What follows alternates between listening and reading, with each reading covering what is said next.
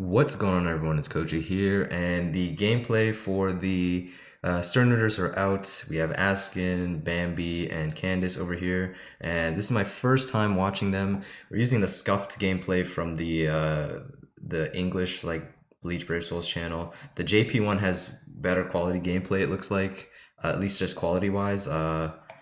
This one is kind of scuffed. It's just only 720. But they only have one video up, which is Askin, and then the other two, and that one is even unlisted. So the other two, I don't know if they're there or not, or if people have the link, but we're gonna watch the scuffed one. But yeah, this is my first reaction to seeing their gameplay. I have not watched any gameplay yet as of this recording right now. So let's see how they look. So starting things off, let's go with Askin.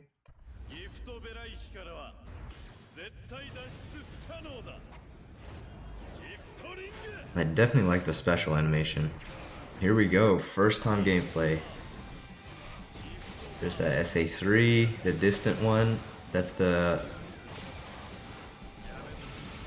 Okay, wait. We need to go back. That is the SA3. That's the boost.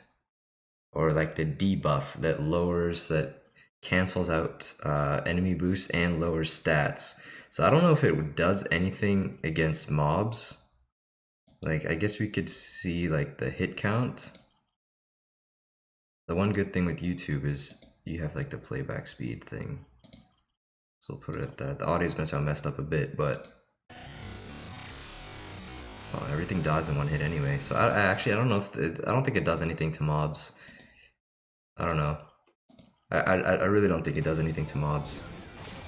But like that's the thing. Like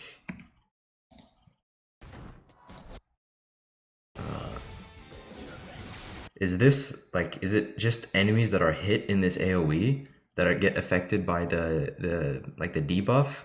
It lasts for 10 seconds, or is it like everyone, like will everyone in the PvP arena be affected by it, or just like the mid lane? You know, it's that, I guess that remains to be seen, unless there's like some data that suggests otherwise, but that's like my main questions about it right now.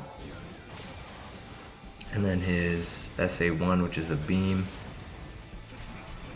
and his Nad string. 1, 2, 3, 4. Looks alright.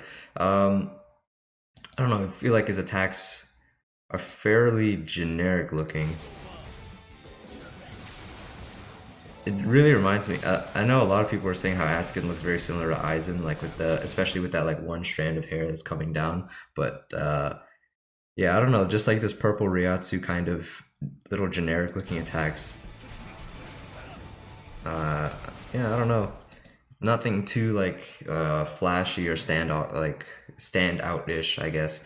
But you know, he's a PvP character. Really, it comes down to how he performs in that mode. So we'll have to see after he comes out. But that was Askin, so we'll move on to Bambi now. You can see the full special animation. Little reminiscent of Mind Ukiora when he just like blowing things up just like this with the Zero Oscuras.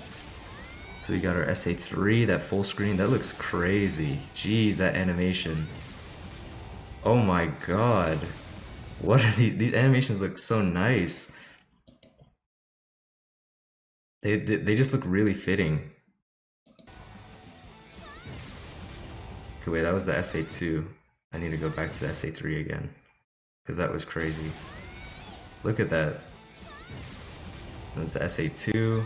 I like the SA2 animation as well. So let's see. The SA1. This is the thing that... so since then, since that video, a lot of people pointed out, it's basically like Halloween Soifon and Cacao Society Hallibel. Both of their SA1s are the same as Bambi's, but reversed. So like the collision and stuff like that, it's just flipped. It's the same kind of SA1 though. So let's see how exactly that looks like.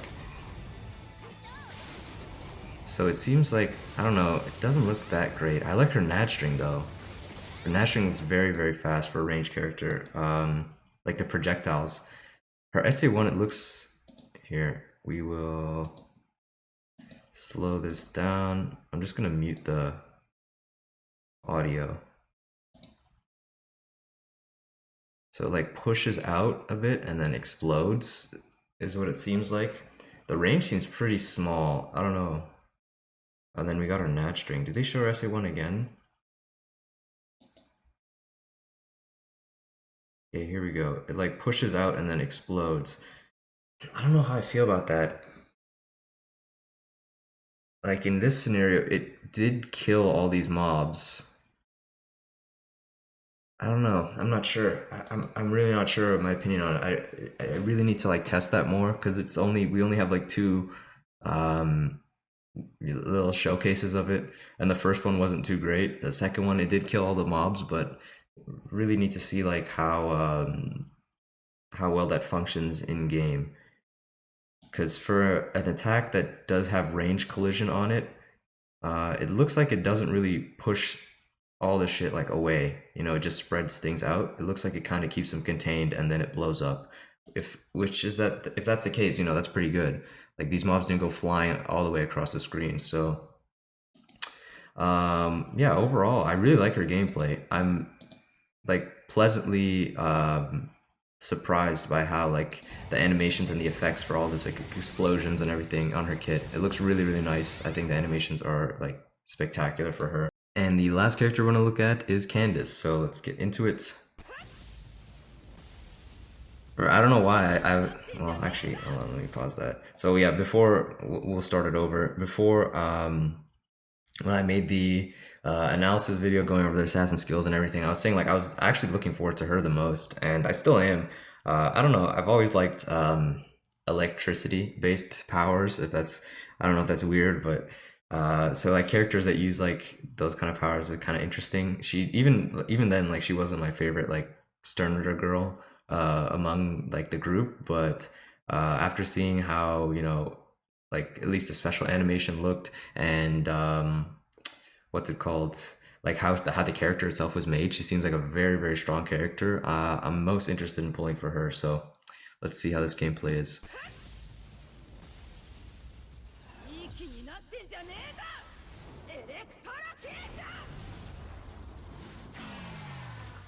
Ooh, wait a minute, wait, was that her effect or was that, no, I think that's a little misleading.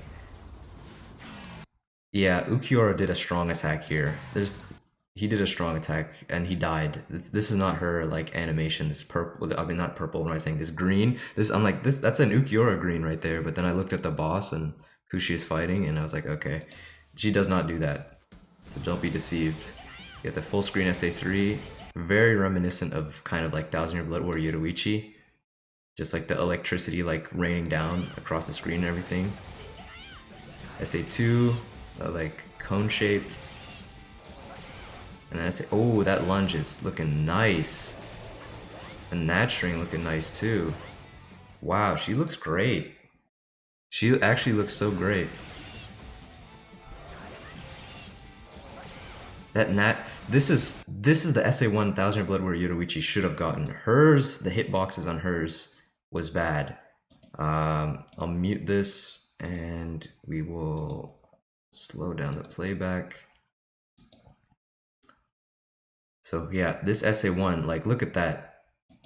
Instantly, like it's super slowed down, but like in full speed, she's like instantly like zipping across, and it's really exemplified here. The enemies back here are off the screen, right? There are two like Miranda riders that are off the screen. She goes all the way, she hits them both and she kills them. If that was Thousand Year Blood Warrior Yoruichi, you'd probably only hit the first two enemies right here. Maybe, okay, you'd hit those guys, but you would not touch these guys 100%. Without a doubt in my mind, you would not get the third row. You'd get the first two and you'd stop like here as well. But that was the issue. Her hitbox on her SA1 for 1000 Year Blood Warrior Yoruichi, it starts like from behind her. So the best way to get like the most usefulness you can get out of it is by moving up a bit ahead of the mobs, and then you use it. So if you stood here with Thousand Year Blood Warrior Yoruichi and then SA1 forward, you would hit behind you, in front of you, and then the next row in front of you. But Candice doesn't need that. It starts from where you're standing. So that's much better in terms of like play style and just ease of use. Whereas Yoruichi is kind of like, I know a lot of people were upset with that, but hers looks nice. Let's see it in full time speed because I don't think the playback is really doing it justice. Oh wait, I have it muted as well. give it a little volume.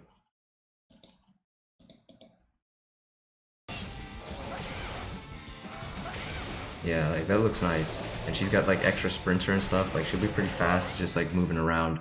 And that's going to conclude the gameplay for the Thousand Year Blood War Sternritters. I'm, pleasantly satisfied with Candice and Bambi's gameplay.